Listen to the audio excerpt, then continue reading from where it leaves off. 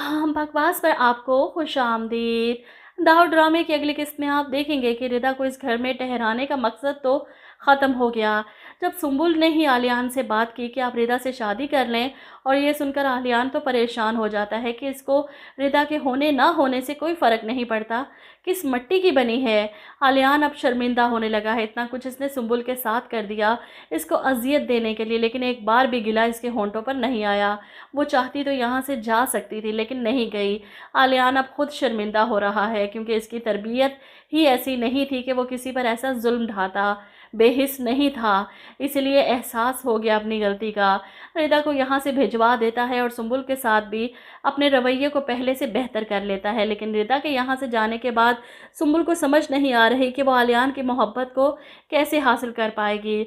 अब तो रिदा भी चले गई, ज़िंदगी ने ना जाने और कितने इम्तिहान लिखे हैं।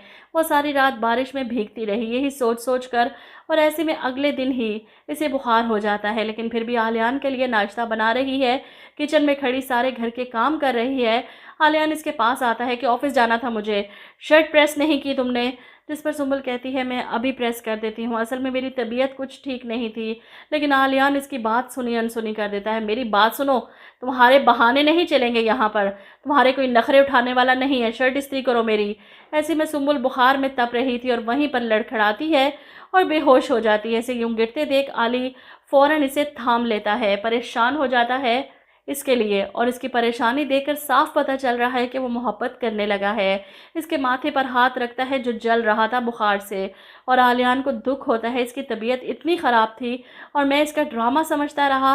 वो इसे लेकर फ़ौरन हॉस्पिटल पहुंचता है, बार बार इसके माथे पर हाथ रखकर इसके बुखार उतरने का इंतज़ार करता रहा, इसके पास बैठा रहा, इसको देखता रहा। सुम्बुल के लिए इतनी फ़िक्र क्या होता जा रहा है मुझे, वो खुद को संभाल नहीं पा रहा। वहीं दूसरी तरफ आसिम ने फैसला कर लिया है कि वो अपनी बहन के मुजरिम को सज़ा ज़रूर दिलवाएगा।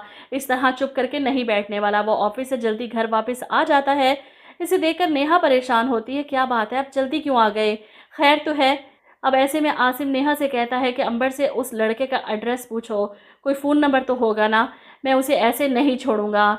नेहा भी खुश हो जाती है कि शुक्र है कि भाई को अपनी बहन का एहसास हुआ, इसके मुजरिम को सज़ा दिलवाएंगे।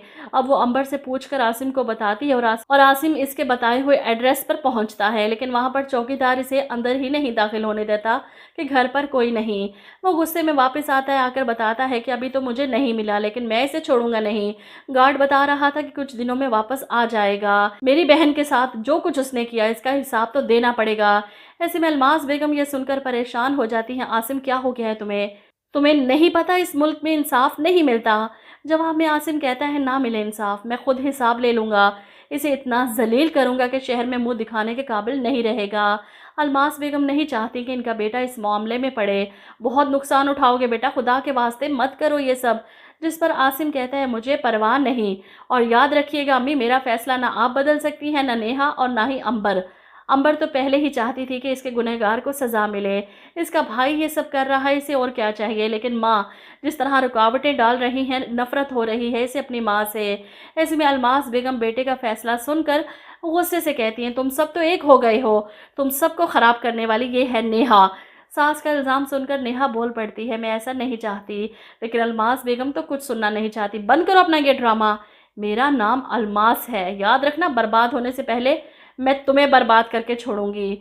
ऐसे में अंबर चीख पड़ती है बस बहुत हो गया, अब अगर मेरा साथ नहीं दे सकती आप तो रुकावटें भी ना बने मेरे लिए। अलमास बेगम तो गुस्से में इन सबको घूरती हुई वहाँ से चली जाती हैं, लेकिन अभी भी अपनी गलतियों में ना शर्मिंदा है और ना ही अफसोस। उल्टा नीलम ने जो कुछ इनके साथ किया उससे बदला लेने के लिए प्लानिंगें करती फिर रही हैं।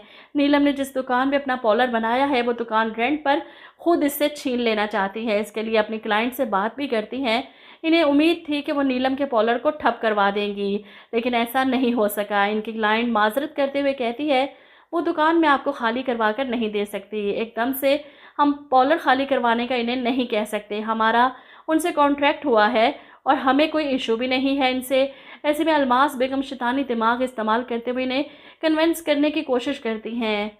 अरे! मैंने तो लोगों को देखा है कि अपने रिश्तेदारों का बहाना बनाकर दुकानें खाली करवा लेते हैं। आप भी बहाना बना लें कि मेरे किसी रिश्तेदार को ज़रूरत पड़ गई, लेकिन अल्मास बेगम यहाँ पर कामयाब नहीं होने वाली। इन्हें लगा था कि वो नीलम का कारोबार ठप कर देंगी, लेकिन उल्टा खुद ख़वार हो रही हैं।